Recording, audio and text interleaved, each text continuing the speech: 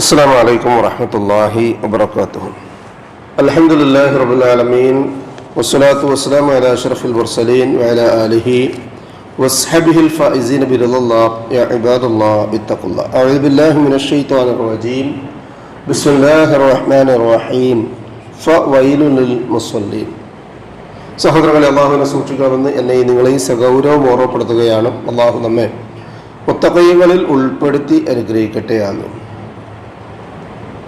നിസ്കാരം നഷ്ടപ്പെടുത്തുക അല്ലെങ്കിൽ അതിൻ്റെ സമയത്ത് നിന്ന് തെറ്റിക്കുക എന്നതുമായി ബന്ധപ്പെട്ടാണ് കഴിഞ്ഞ ദിവസങ്ങളിൽ നാം സംസാരിച്ചിട്ടുണ്ടായിരുന്നത്. നിസ്കരിക്കാത്ത ഒരാൾ നാട്ടിലോ സമൂഹത്തിലോ കുടുംബത്തിലോ ഉണ്ടെങ്കിൽ എന്തൊരു ബേജാറായിരിക്കും നമുക്ക്. കാരണം അയാൾ നരകത്തിൽ പോകുമല്ലോ എന്നുള്ള പേടിയാണ്. എന്നാൽ സഹോദരികളെ, ഖുർആനിലെ ഈ പറയപ്പെട്ട 107-ാമത്തെ സൂറത്തു അൽ മാഇൻ ചെറുപ്പത്തിൽ 2ാം ക്ലാസ് മുതൽ പഠിച്ചു വെച്ചാണ് നമ്മളൊക്കെ. ഏതൊരു ചെറിയ മദ്രസയിൽ പോകുന്ന കുട്ടിക്കും അതിലെ 4-ാമത്തെ ആയത്തറിയാം. അല്ലാഹു സുബ്ഹാനഹു വ തആല നിസ്കരിക്കാത്തവരെ പറ്റിയല്ല പറഞ്ഞത്, പതിവായി നിസ്കരിക്കുന്നവരാണ്. 17 തവണ റബ്ബിൻ്റെ മുൻപിൽ റുകൂഉം സുജൂദും ഒക്കെ നിർവഹിക്കുന്നവരാണ്. പക്ഷേ കൃത്യനിഷ്ഠ ഇല്ലാത്തത് കൊണ്ട് തന്നെ അത് വളരെ ഗൗരവതരമായി അല്ലാഹു സുബ്ഹാനഹു വ തആല ഈ ആയത്തിലൂടെ പരാമർശിക്കുകയാണ്. അതുകൊണ്ട് തന്നെയാണ് ഈ ആയത്ത് അല്ലെങ്കിൽ നിസ്കാരത്തെ സംബന്ധിച്ചു വളരെയധികം ചർച്ചകൾക്ക് വിധേയമായിട്ടുള്ളത്. നമ്മൾ പറഞ്ഞു വന്നിരുന്നത് മുഹമ്മദ് ബിൻ ഉസ്മാൻ ഷംസുദ്ദീൻ അൽ ദഹബിയുടെ അൽ കബായിർ എന്ന കിതാബിലെ നിസ്കാരം നഷ്ടപ്പെടുത്തി കളയുക, തർക്കുസ്സലാത്ത് എന്ന് പറയുന്ന ബാബിലെ ചില പരാമർശങ്ങളായിരുന്നു. വമൻ ഹാത്തുന ബിഹ സ്വലാത്തുൽ മക്തൂബ ആഖബല്ലാഹു ബി15 ഉഖ്ദ. ആരെങ്കിലും അത് പഴാക്കി കളയുക, അതല്ലെങ്കിൽ അതിൻ്റെ സമയത്ത് നിർവഹിക്കാതെ ഇരിക്കുക, നമ്മളൊക്കെ പറയാറില്ലേ തോന്നുമ്പസല്ലി, അത്തരം തോന്നുമ്പസല്ലികളായി തീർന്നാൽ അല്ലാഹു സുബ്ഹാനഹു വ തആല 15 ശിക്ഷകൾ അയാളെ ശിക്ഷിക്കും. തുസീബു ഇൻദൽ മൗത്തി, അതിൽ മരണസമയത്തുണ്ടാകുന്നതാണ്. യമൂത്തു ദലീലൻ, ഇന്നലെ നമ്മൾ ബാക്കി പറഞ്ഞതിൻ്റെ ശേഷമാണ്. അയാൾ മരിക്കുന്നത് എന്തിൻ്റെ പേരില? വിഷം കഴിച്ചിട്ടല്ല, ആത്മഹത്യ ചെയ്തിട്ടല്ല, സ്വത്തപഹരിച്ചിട്ടല്ല, വേറെ എന്തെങ്കിലും കാര്യങ്ങൾ ചെയ്തിട്ടില്ല. എന്നിട്ടും നിസ്കാരം അതിൻ്റെ സമയത്ത് കൃത്യനിഷ്ഠയോടുകൂടി ചെയ്തില്ല എന്നൊരൊറ്റ കാരണത്താൽ മരണസമയത്ത് അയാൾക്ക് അപമാനിതനായി മരണപ്പെടേണ്ടി വരും. മുൻപ് നമ്മൾ സൂചിപ്പിച്ചതാണ്. അള്ളാഹു നമ്മെ കാത്തുരക്ഷിക്കട്ടെ. മറ്റൊന്ന് യമൂത്തു ജാഇയൻ, വിശക്കുന്നവനായിട്ട്. ഒരു നേരത്തെ ഒരു ചാൻ വയറിന് വേണ്ടിയാണ് മനുഷ്യൻ ആകെ കഷ്ടപ്പെടുന്നത്. അതൊന്ന് മര്യാദക്ക് വിശപ്പ് മാറി ഇഷ്ടപ്രകാരം തിന്നുക എന്നുള്ള വലിയ കാര്യം തന്നെയാണ്. എന്നാൽ ജീവിതത്തിൽ എല്ലാം ഉണ്ടായിട്ടും വിശന്ന വയറുമായി അല്ലെങ്കിൽ വിശപ്പിൻ്റെ ശരിയായ വികാരം മനസ്സിലാക്കിക്കൊണ്ട് മരിക്കുന്നൊരവസ്ഥ, വിശന്ന വയറോടുകൂടി മരിക്കുന്നൊരവസ്ഥ, ഒരു കുരു ധാന്യത്തിനോ ഒരു തുള്ളി വെള്ളത്തിനൊക്കെ യാചിക്കേണ്ടി വരുന്നൊരവസ്ഥ. ഡോക്ടർ പറയാം വെള്ളം കൊടുക്കരുത്, ഒരു രക്ഷയില്ല, കൂട്ടുകുടുംബങ്ങൾ തരില്ല, ഭക്ഷണം കഴിക്കുന്നതിന് തരില്ല, കഴിഞ്ഞില്ല കഥ. എന്ത് കാരണം?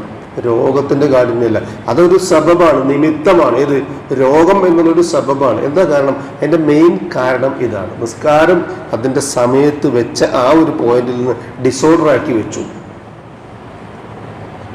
യമൂത്ത് അതിശാനൻ, ദാഹാർത്തനായിട്ട് മരിക്കുക. ലൗ സുഖിയ ബിഹാറു ദുനിയ മാ റവാ അൻഹു അതിശാൻ, ദുനിയാവിലുള്ള സമുദ്രത്തിലെ മുഴുവൻ വെള്ളം കൊടുത്ത, വെള്ളം കിട്ടാത്തത് കൊണ്ടല്ല, വെള്ളം കുടിക്കാത്തതുകൊണ്ടല്ല, പക്ഷെ ദാഹം മാറുന്നില്ല.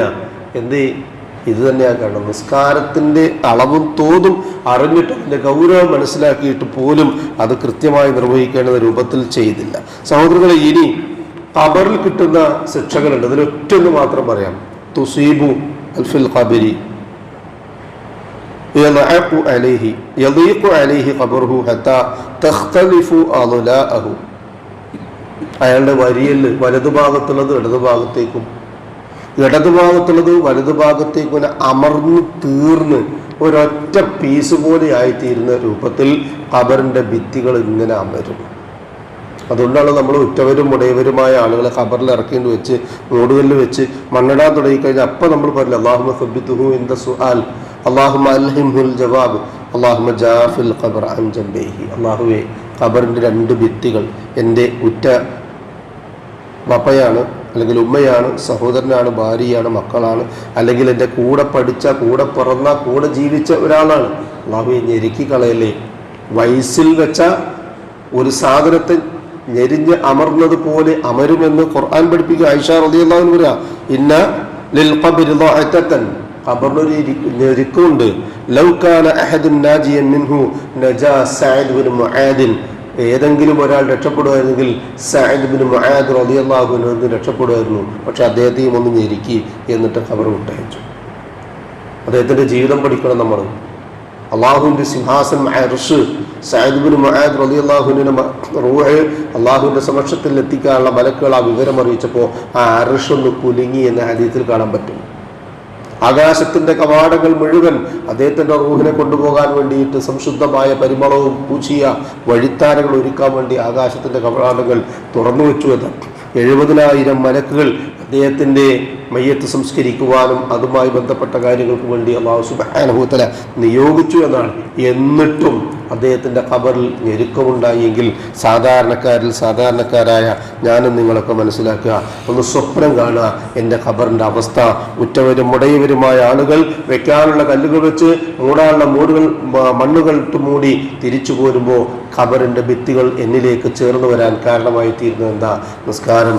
എല്ലാം അറിഞ്ഞിട്ടും എന്തൊക്കെയോ ചില നൈമിഷികമായ കാരണങ്ങളുടെ പേരിലൊന്ന് മാറ്റിവെച്ചു എന്നുള്ളതാണ്. അല്ലാഹു സുബ്ഹാനഹു വ തആല നമ്മെ കാത്തുരക്ഷിക്കട്ടെ. അതിൻ്റെ കൃത്യമായ സമയത്തും സന്ദർഭത്തിലും നിർവഹിക്കുവാൻ അള്ളാഹു നമുക്ക് നൽകിയ തൗഫീഖ് അനുസരിച്ച് അവ നിർവഹിക്കാനുള്ള തൗഫീഖ് അള്ളാഹു നമുക്ക് ഏവർക്കും നൽകി അനുഗ്രഹിക്കട്ടെ. ഒരു വഖത്ത് പോലും അതിൻ്റെ സമയത്ത് ചുറ്റിപ്പോകാതിരിക്കാനുള്ള സൂക്ഷ്മത അള്ളാഹു നമുക്ക് ഏവർക്കും നൽകി അനുഗ്രഹിക്കട്ടെ. മാനുഷികമായി സംഭവിച്ചു പോകുന്ന എല്ലാവിധ അബദ്ധങ്ങളും തെറ്റുകളും കുറ്റങ്ങളും അള്ളാഹു പുറത്തു മാപ്പാക്കി തന്ന ഇരുലോകത്തും നമ്മെ അനുഗ്രഹിക്കട്ടെ. നമ്മിൽ നിന്നും മരണപ്പെട്ടവർക്ക് അള്ളാഹു മഗ്ഫിറത്തും റഹ്മത്തും നൽകി അനുഗ്രഹിക്കട്ടെ. രോഗികൾക്ക് ശിഫയും സമാധാനവും ആഫിയത്തും ദീർഘായുസ്സ് നൽകി അനുഗ്രഹിക്കട്ടെ. അവനവന്റെ കാര്യങ്ങൾ നിർവഹിക്കുവാൻ ആവശ്യമായ സുഹത്തും താഖത്തും ആഫിയത്തും അള്ളാഹു എല്ലാവർക്കും എല്ലായ്പ്പോഴും നൽകി അനുഗ്രഹിക്കട്ടെ. ഉപജീവനത്തിന്റെ എല്ലാ മേഖലകളിലും അള്ളാഹു ഖൈറും ബറക്കത്തും വർഷിച്ച് നമ്മയും നമ്മുടെ കുടുംബത്തെയും അനുഗ്രഹിക്കട്ടെ. ദുആ കൊണ്ട് വസിയത്ത് ചെയ്തവരുടെ നല്ല മുറാദുകൾ അള്ളാഹു ഹാസിലാക്കി കൊടുക്കുകയും പ്രയാസങ്ങൾ അള്ളാഹു നീക്കി അവരെയും നമ്മയും അനുഗ്രഹിക്കുകയും ചെയ്യട്ടെ. പ്രവിശാലമായ നാളെ പാരത്രികമായ ലോകത്തെ ജന്നാത്തുൽ ഫിർദൗസിന്റെ ഉടമകളായ അമ്പിയാക്കളും മുർസലുകളും ഔലിയാക്കളും സലഫുസ് സാലിഹുകളും സിദ്ദീഖുകളും ശുഹദാക്കളുമുള്ള സ്വർഗ്ഗത്തിൽ പ്രവേശിക്കാൻ സാധുക്കളായ നമ്മുടെ മാതാപിതാക്കൾക്കും നമുക്കും കൂട്ടുകുടുംബങ്ങൾക്കും സന്താന പരമ്പരകൾക്കും അല്ലാഹു തൗഫീഖ് നൽകി അനുഗ്രഹിക്കട്ടെ. ഈമാനും ഇഖ്ലാസും തഖ്വയും ഖുശൂഉമുള്ള ജീവിതം നയിക്കുവാനും ജീവിതാന്ത്യം വരെ മുത്തഖീകളായി തുടരാനും അല്ലാഹു നമുക്ക് തൗഫീഖ് നൽകി അനുഗ്രഹിക്കട്ടെ. മരണസമയത്തുണ്ടാകുന്ന എല്ലാവിധ വിഷമങ്ങളും ബേജാറും വെപ്രാളവും വേദനയും മാറ്റിവെച്ച് അഫ്ദലു ദിക്ർ ലാ ഇലാഹ ഇല്ലല്ലാഹ് എന്ന കലിമ കാമിലായി ഈമാനോടുകൂടി പറഞ്ഞ പുഞ്ചിരിയോടുകൂടി കണ്ണടയ്ക്കാൻ അല്ലാഹു സുബ്ഹാനഹു വ തആല നമുക്ക് ഏവർക്കും തൗഫീഖ് നൽകി അനുഗ്രഹിക്കട്ടെ. അല്ലാഹുമ്മ ഗ്ഫിർ ലിൽ മുഅ്മിനീന വൽ മുഅ്മിനാത്ത് വൽ മുസ്ലിമീന വൽ മുസ്ലിമാത്ത് അൽ അഹ്യാഇ മിൻഹും വൽ അംവാത്ത് ഇന്നക മുജീബുദ് ദഅവാതി യാ ഖാദിയൽ ഹാജാത്ത് റബ്ബനാ തഖബ്ബൽ മിന്നാ ഇന്നക അൻതസ് സമീഉൽ അലീം വതുബ് അലൈനാ ഇന്നക അൻതത് തവ്വാബുർ റഹീം വഗ്ഫിർ ലനാ യാ ഗാഫിറൽ മുദ്നിബീൻ റബ്ബനാ ഹബ് ലനാ മിൻ أزواجنا وذرياتنا قرة أعين واجعلنا للمتقين إماما ربنا ظلمنا أنفسنا وإن لم تغفر لنا وترحمنا لنكونن من الخاسرين ربنا آتنا في الدنيا حسنة وفي الآخرة حسنة وقنا عذاب النار آمين آمين آمين برحمتك يا أرحم الراحمين سبحان ربك رب العزة عما يصفون وسلام على المرسلين والحمد لله رب العالمين سبحانك اللهم وبحمدك أشهد أن لا إله إلا أنت أستغفرك وأتوب إليك السلام عليكم ورحمة الله وبركاته.